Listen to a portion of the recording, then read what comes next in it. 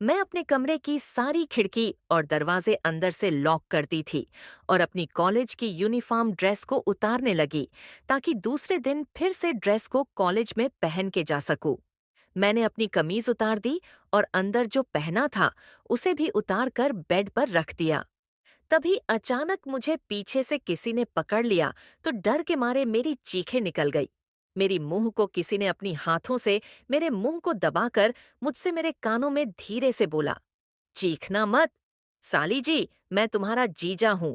जीजा जी की आवाज सुनकर मैं बिल्कुल हैरान हो गई और फिर मैं गुस्से से बोली, तुम मेरे मुंह से अपना हाथ हटाओ, नहीं तो मैं चलाऊंगी और फिर तुम्हारी बदनामी हो जाएगी। उसके बाद फिर वह मेरे मुंह पर से अपना हाथ हटा लिया। दोस्तों, एक दिन मैं कॉलेज से घर आई और फिर मैं अपने कपड़े चेंज करने लगी। मैंने पहले तो अपनी कमीज उतारकर साइड में रख दी। उसके बाद फिर सलवार पहनकर नाइटी पहन ली और फिर मैं जाकर अलमारी से दूसरे कपड़े लेने लगी। तभी अचानक पीछे से आकर मेरे जीजाजी ने मुझे पकड़ लिया। मैं जीजाजी से बार बार विनती कर रही थी, पर वह नहीं माने और उन्होंने मेरे साथ जो किया वह मैं आपको विस्तार से बताती हूँ दोस्तों। मेरा नाम कोमल है और मेरी उम्र 17 साल है। मैं कक्षा 10वीं में पढ़ती हूँ। मेरी दीदी की शादी को 1 साल हो गए हैं और वह अपने पति के साथ अपने ससुराल में खुशी से रहती है। मेरे जीजाजी की सूरत में कपड़े की दुकान है। हम दो बहनें हैं, मैं और मेरी दीदी गुंजन। हमारा कोई भाई नहीं है, जिसकी वजह से दीदी और जीजाजी का मेरे घर पर आना जाना लगा रहता है। जीजाजी आज अपने काम के सिलसिले से नोएडा आए हुए थे। इसी बहाने वह 1 हफ्ते के लिए जीजाजी हमारे यहाँ रुकने वाले थे। जीजाजी जी को देखकर बड़ी खुशी हुई। जीजाजी काफी हैंडसम और हंसमुख किस्म के इंसान थे। ये बात तो मैं तभी जान गई थी जब जीजाजी दीदी को पहली बार देखने आए थे। चटपटी बातों से उन्होंने दीदी और मुझे हंसा हंसा कर लौट फोट कर दिया था। उनके आ जाने पर मैंने तय कर लिया था कि आज रात को जीजाजी से ढेर सारी कहानी सुनूंगी। खाना खाने के बाद मैंने जीजाजी का बिस्तर एक कमरे में लगा दिया और फिर मैं उनकी हंसी भरी कहानी सुनने के लिए उनके कमरे में चली गई। उस समय वह एक मूवी देख रहे थे। उन्होंने मुझे छेड़ने के लिए थोड़ा रोमांटिक मूवी लगा दिया। फिर मैं जाकर उनके पास बिस्तर पर बैठ गई। खाना खत्म होने के बाद वह मुझे किसी की कहानी सुनाने लगे। पहला किस्सा ही कुछ इस प्रकार था कि मैं शर्म के मारे पानी पानी हो गई। किस्सा सुनते सुनते बीच बीच में जीजाजी ने मेरा हाथ अपने हाथों में ले लिया करते और हल्के से दबाते हुए बोले, कहानी पसंद आई साली साहिबा, लेकिन मैं उनकी बातों का जवाब नहीं दे पाई। उसके बाद मैं अपना हाथ छुड़ाकर उनके बिस्तर से उठ खड़ी हुई और फिर उनसे कहा, जीजा जी, मुझे नींद आ रही है।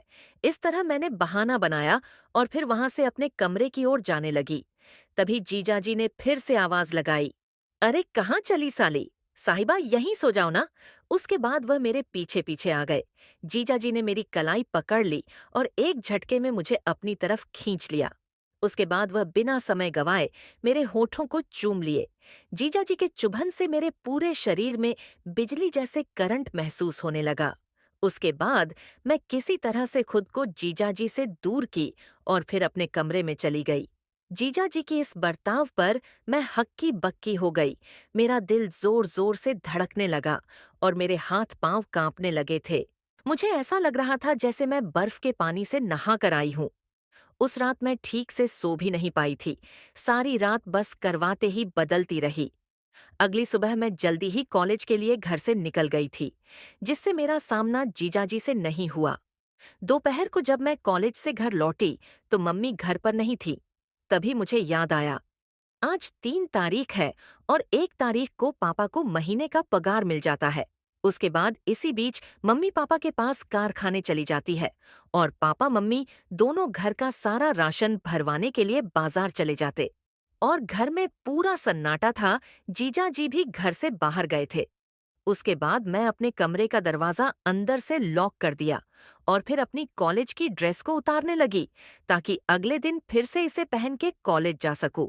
मैंने अपनी कमीज उतार दी और अंदर जो पहना था उसे भी उतारकर बेड में रख दिया। तभी मुझे पीछे से किसी ने पकड़ लिया और मैं डर के वजह से मेरी चीख ही निकल गई। लेकिन तभी मेरी आवाज मुंह में ही दब कर रह गई। मुझे पकड़ने वाला मेरे कानों में धीरे से बोला, चिल्लाओ मत। साली जी, मैं तुम्हारा जीजा हूँ। उसके बाद मैंने कहा, जीजा जी मुझे छोड़िए। मैं कांपते हुए बोली, यह गलत बात है जीजा जी। उसके बाद जीजा जी बोले, मैं तुम्हारे लिए कब से तड़प रहा हूँ। तुम्हें नहीं पता है कि मैं तुम्हारी कड़क जवानी देखने के लिए कब से बेकरार था। जिस दिन तुम्हें पहली बार देखा था, उसी दिन से मैं तुम्हारे लिए तड़प रहा हूँ। मैंने तुम्हारी दीदी से झूठ कहा है कि मैं काम के सिलसिले से नोएडा जा रहा हूँ, लेकिन मैं यहाँ सिर्फ तुम्हारे लिए आया हूँ। उसके बाद मैं गुस्से से बोली, मुझे कपड़े पहनने दीजिए।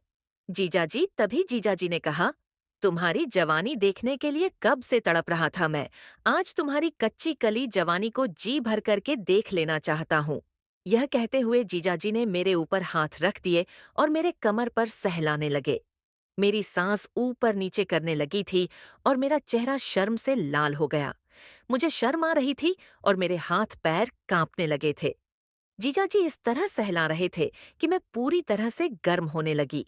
दोनों की सांसें तेज हो रही थीं। फिर दोनों में अचानक ऐसी फुर्ती आई कि कुछ ही सेकंड में दोनों के सारे कपड़े रूम में यहाँ वहाँ बिखरे गए। वह दबाते जा रहे थे और मैं भी प्यासी धरती की तरह एक एक बूंद के लिए तरस रही थी। मैं आज प्रेम रस से सराबोर हो जाना चाहती थी। जीजा जी भी बादल की तरह बरसने को तड़प रहे थे।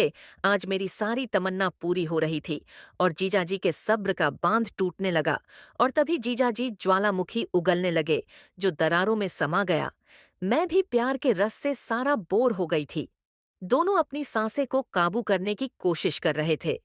कमरे में आग की आवाज के बाद अब शांति थी। अगली सुबह मेरे फेस पर अलग ही ग्लो था। उसके बाद मेरी और मेरे जीजाजी का देखने और बात करने का लहजा बिल्कुल ही बदल गया। अगले 5 दिनों तक मैंने जीजाजी के साथ खूब इंजॉय की। उसके बाद जब भी जीजाजी को मौका मिलता, वह बहाना बनाकर हमारे घर आ जाते और मेरे साथ हंसी मजाक मस्ती इंजॉय करते। तो दोस्तों, आप सबको ये कहानी कैसी लगी? हमें कमेंट करके ज़रूर बताएं और ऐसे ही रोमांटिक कहानियाँ सुनने के लिए हमारे चैनल को अभी सब्सक्राइब कर लो और हाँ, वीडियो को लाइक करना बिल्कुल